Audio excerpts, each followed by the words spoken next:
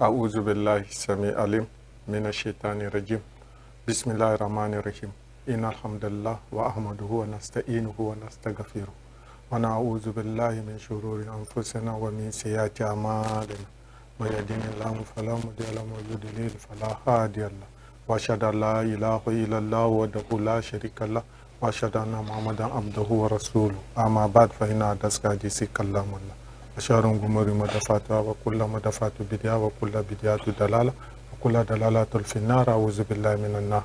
Chers téléspectatrices et téléspectateurs de Speedline TV, nous vous présentons les salutations de l'islam. Assalamu alaikum wa rahmatullahi wa barakatuh.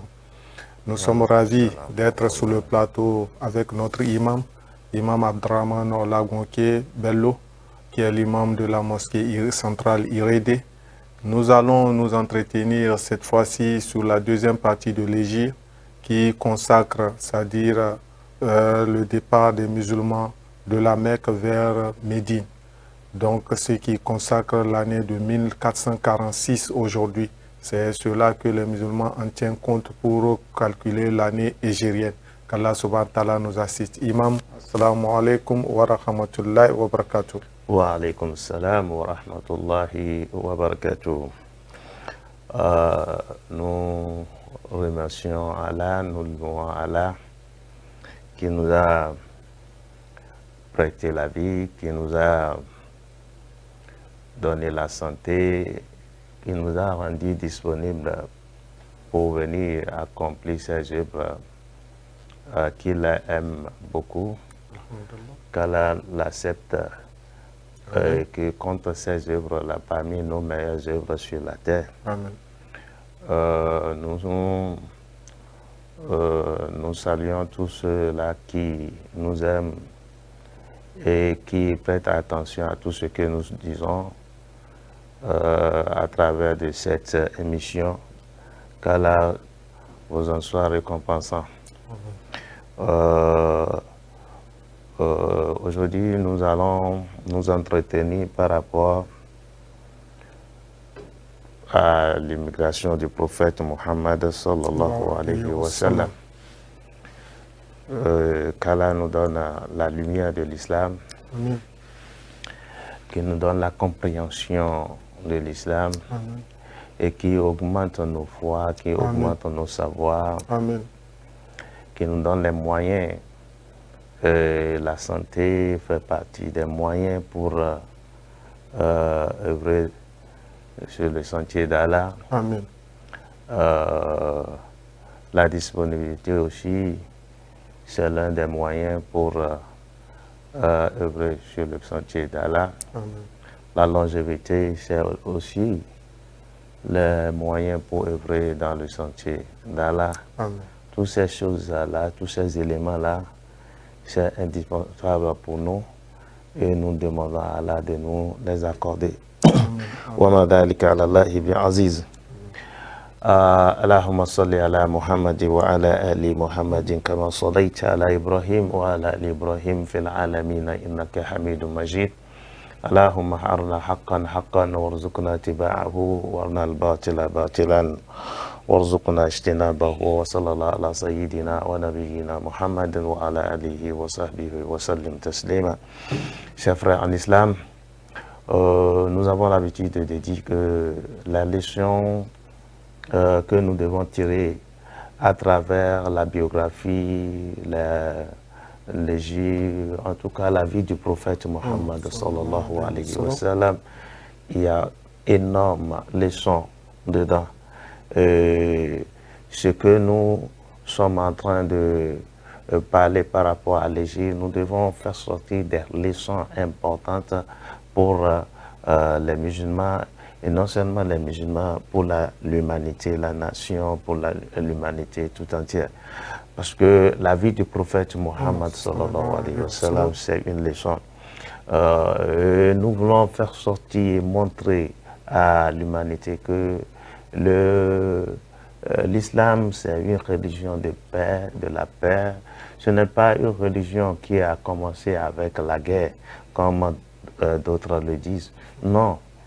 Si vous voyez comment l'islam a commencé, Dieu voudrait montrer au prophète sallallahu alayhi wa sallam, il voudrait l'apprendre comment avoir la maîtrise de soi, comment avoir la maîtrise de son âme, comment résister devant les épreuves, devant les hommes, comment il veut l'apprendre là de conduire, de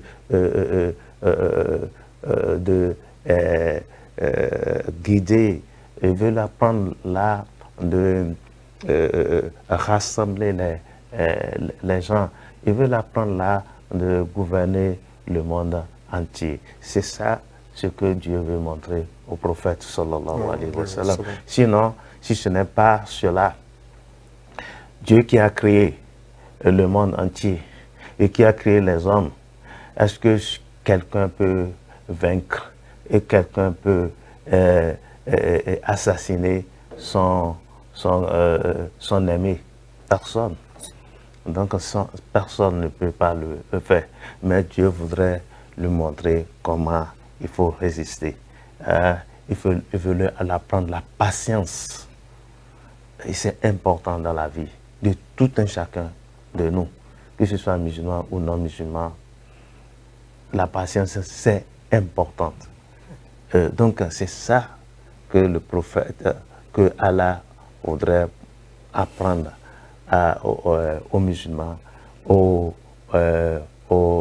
prophète Muhammad sallallahu alayhi wa sallam. Il faut voir les agressions, des tortures, des problèmes que les musulmans ont subis à la Mecque. Le prophète à la Mecque, malgré cela, Dieu lui a dit, laisse-le la ville, ta ville natale, laisse-le ça. Dis à tes compagnons, dis à tes fidèles de laisser la ville. Ils n'ont qu'à quitter cette ville pour aller à une autre ville, à un autre pays où ils seront à l'aise d'adorer Allah, ils seront à l'aise de faire la prière, de faire tout ce qu'ils veulent dans la religion, ils seront à l'aise. Regardez, Allah qui a dit que Inna dina indallahi al-Islam, il dit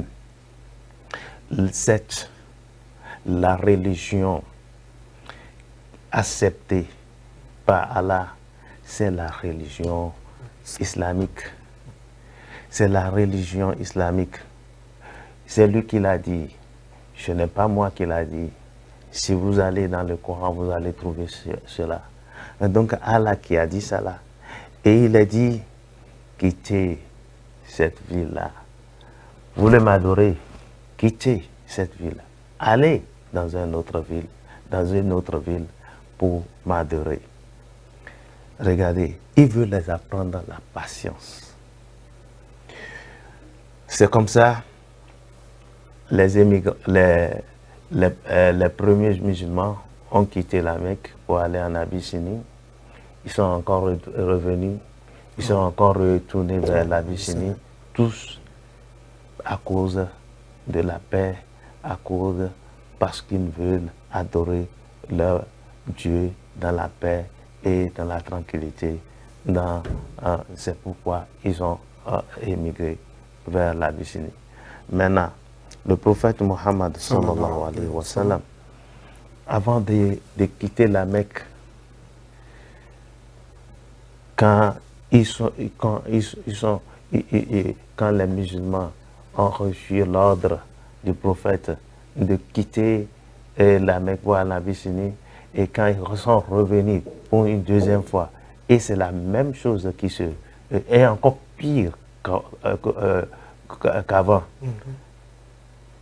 Le prophète a encore reçu l'ordre d'Allah de quitter la Mecque pour aller vers la Médine.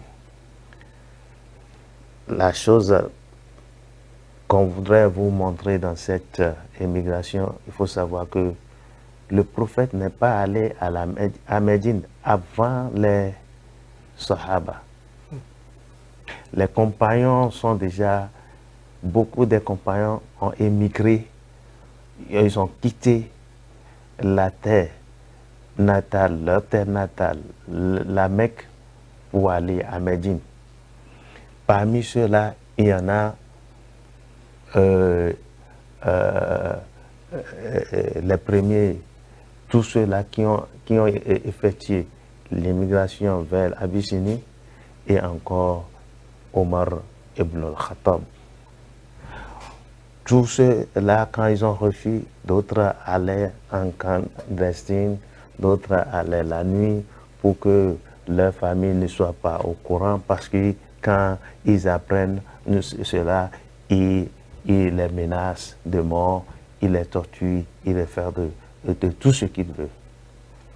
Donc le jour où Omar voulait sortir et voulait aller à Médine, il est allé en pleine journée. Et il est allé en pleine journée avec beaucoup d'hommes. Il les a appelés, tous ceux-là qu'ils veulent émigrer avec lui vers Médine, qui s'apprêtent. Et il est allé sur une montagne, il disait, tous ceux-là qui veulent rendre leurs enfants orphelins, qui le rencontrent. Tous ceux-là qui veulent rendre leur épouse ou bien leur femme veut, qui le rencontrent. Et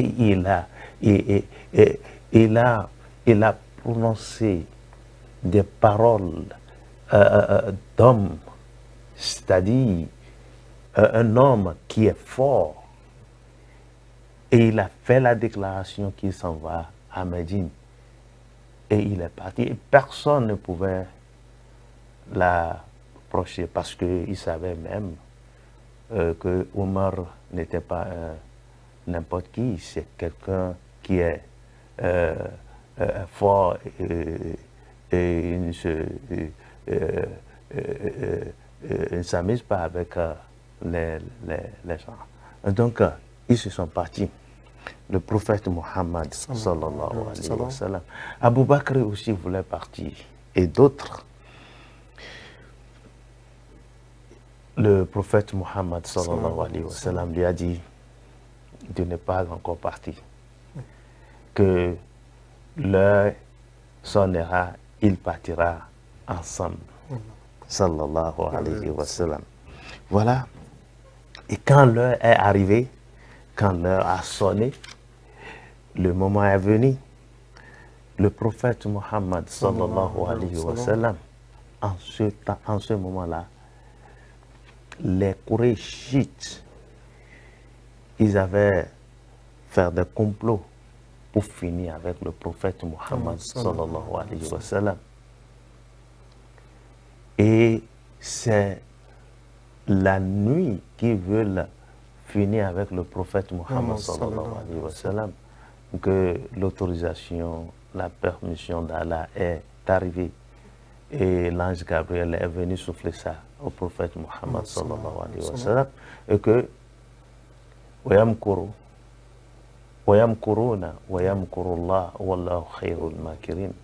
ceux-là sont en train de faire des stratagèmes, des complots pour t'assassiner, pour te faire sortir, pour finir avec toi. Mais Allah, il fait leur plan. Mais le plan d'Allah est meilleur. Donc c'est comme ça. L'ange Gabriel est venu voir le prophète pour lui dire, cette nuit-ci, tu ne vas pas dormir dans ta chambre et tu ne vas pas dormir là où tu dormais, tu dois quitter. Ah, regardez, regardez, c'est fort. Même le prophète sallallahu alayhi wa sallam devait dire, comment? C'est toi qui m'as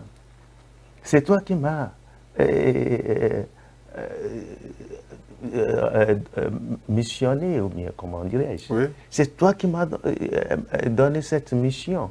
Pourquoi ne pas me suffire? Pourquoi ne pas me secourir? Pourquoi tu vas me faire sortir encore de cette ville? Mais Allah avait cette capacité-là de maintenir le prophète dans cette ville, et de lui dire de ne pas sortir, de rester là, de résister. Mais Allah ne l'a pas fait. Il a dit à l'ange Gabriel, va lui dire de quitter cette ville-là. C'est nous qui t'avons envoyé. Et c'est nous-mêmes qui t'avons dit de quitter. Quitte cette ville-là. Quand le prophète a reçu cette révélation, ce message, comment il va faire? Il a appelé Ali, son neveu, et de dire, toi, il faut dormir dans ma chambre.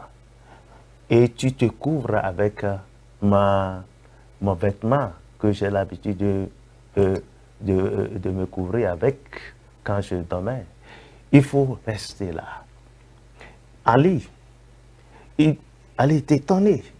Il dit non, rien ne t'attendra. Non. Ah oui, pour lui montrer que rien ne va t'atteindre, que Allah avec nous. C'est lui qui nous a envoyés, c'est lui qui nous ordonne à quitter, c'est lui qui m'ordonne à quitter, c'est lui qui t'ordonne à dormir là. Va dormir, rien ne va t'arriver, rien. Et c'est comme ça, le prophète Mohammed sallallahu alayhi wa sallam, il a appelé son ami que, après toi aussi, Abu Bakr se dit que cette nuit-ci, je ne vais pas dormir dans ma maison, je viendrai te voir, on va quitter ensemble cette nuit. Et en ce moment-là, mon frère, au moment où le prophète avait fait un rêve qu'il va recevoir un message d'Allah qui va quitter Médine, mais quand est-ce qu'il va quitter? Il ne sait pas. Quel jour il va quitter? Il ne sait pas.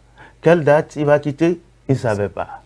Mais qu'est-ce qu'il a fait? Il a commencé par faire le programme d'aller à la Mecque, à Médine.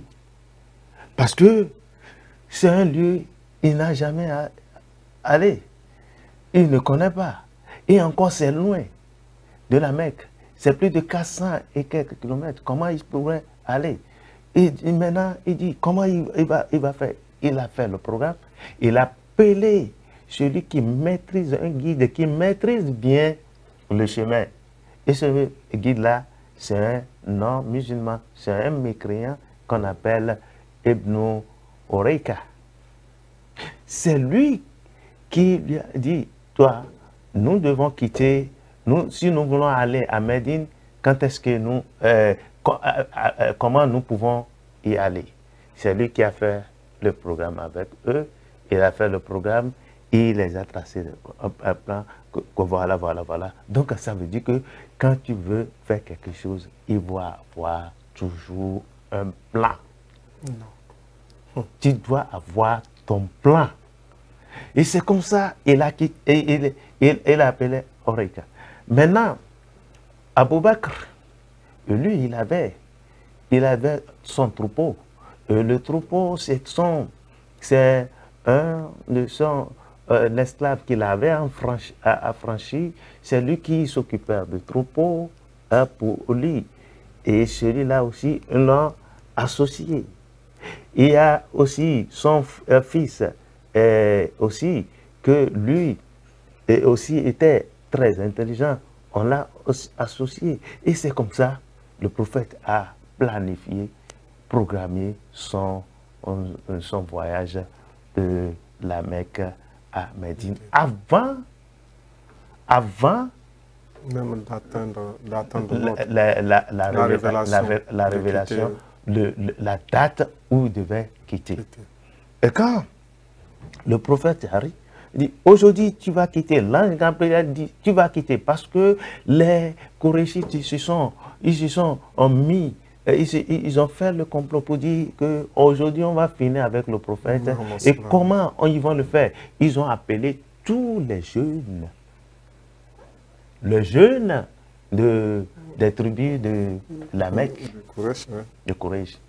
Et ils les ont appelés, chaque chaque tribu doit déléguer au moins un jeune. Et que avec tous les tribus là, ils vont finir avec le prophète. Et les habitants, les parents du prophète Mohammed sallallahu alayhi wa sallam ne pourront pas les agresser après cet événement. Pour cibler que c'est telle tribu qui l'a tué. Donc, si tout le monde c'est en commun. Donc, et c'est comme ça ils ont fait. Et ils leur ont donné le machette, les lance-pierres, bâtons, les flèches, épées, tout et tout. Et ils se sont armés. Et maintenant, ils ont dit que cette nuit-là, ils vont encercler la maison du prophète Mohammed sallallahu alayhi wa sallam. Ils avaient tous encerclé la maison du prophète Mohammed sallallahu alayhi wa sallam. Et quand, pour montrer au prophète que ce n'est pas parce que nous n'avons pas la capacité, les moyens, la puissance ou bien le pouvoir de te maintenir là qu'on t'a fait sortir. Non, on va te montrer que nous avons ce pouvoir-là. Allah lui a dit, récite.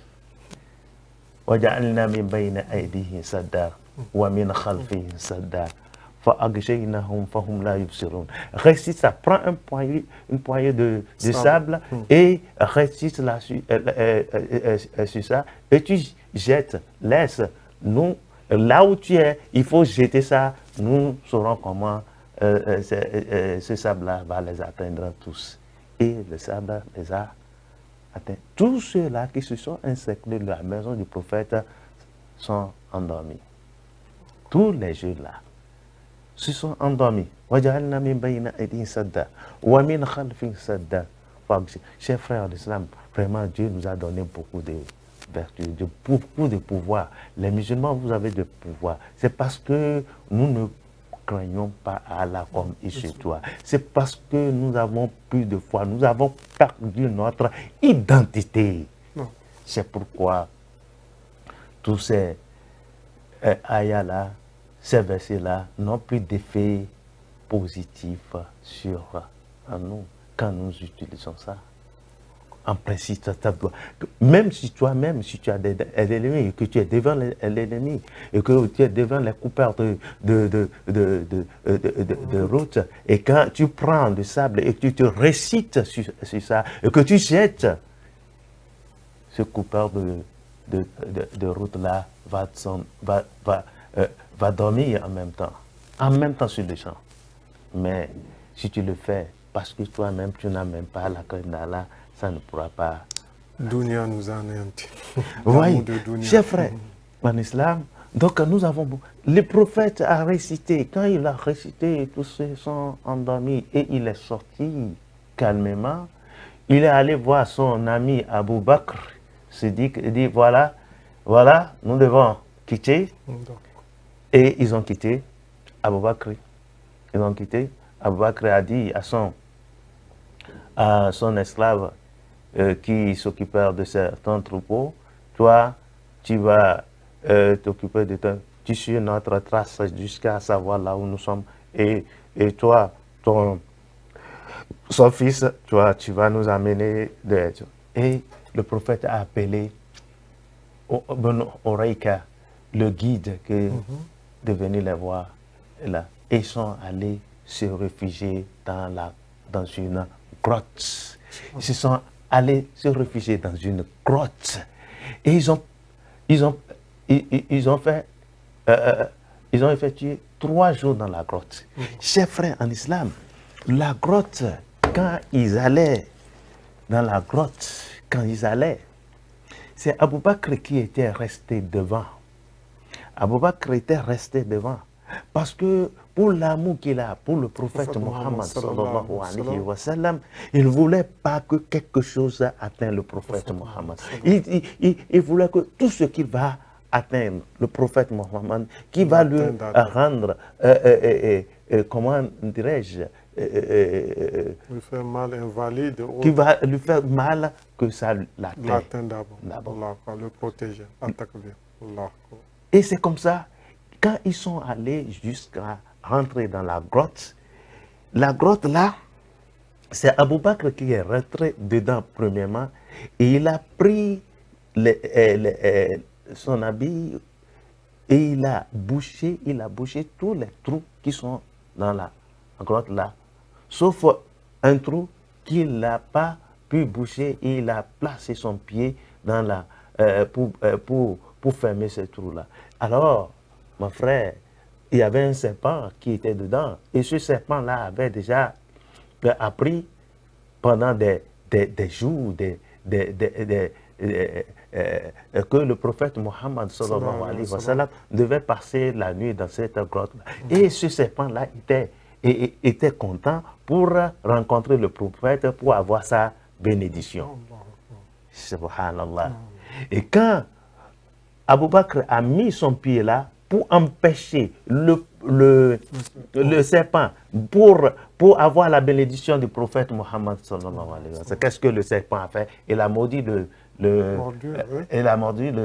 Abou Bakr. Et car le prophète était endormi, et il faisait, quand le prophète, mon ami, qu'est-ce que tu as? Qu'est-ce que tu as? Il dit que c'est un serpent qui l'a mordu. Il a pris sa main, et il a récité quelque chose, il a passé sur la plaie, et la plaie s'est cicatrisée en même temps, et il a dit, il a appelé le nom du serpent, et dit, toi le serpent, qu'est-ce qui t'est arrivé? Tu n'as pas trouvé d'autres personnes à mordre, c'est mon ami qui tu vas à mordre. Et le serpent a dit, oui, il nous a empêchés d'avoir ta bénédiction. Nous étions au courant que tu devais passer ici. Et il dit, le prophète a dit, si dans est ainsi, à partir de Jésus, tu ne vas plus mordre quelqu'un et avoir des faits là-dessus. Et il a retiré son venin, et le prophète l'a retiré son venin, et on a dit que ce serpent fera partie des animaux qui vont rentrer dans le paradis le jour de la résurrection. Chers frères en islam. Merci beaucoup, Imam. L'heure qui nous est impartie est déjà ça fait. Inch'Allah, prochainement, nous allons continuer avec la deuxième partie. La troisième partie de cette partie de l'Égypte, qu'Allah subhanahu wa ta'ala nous accompagne et qui nous comble de bénédictions. Chers frères auditeurs, téléspectateurs et téléspectatrices, nous vous renvoyons à la prochaine édition, Inch'Allah, pour que nous puissions continuer cette belle partie de l'histoire de l'islam. Assalamu alaikum wa rahmatullahi wa barakatuh.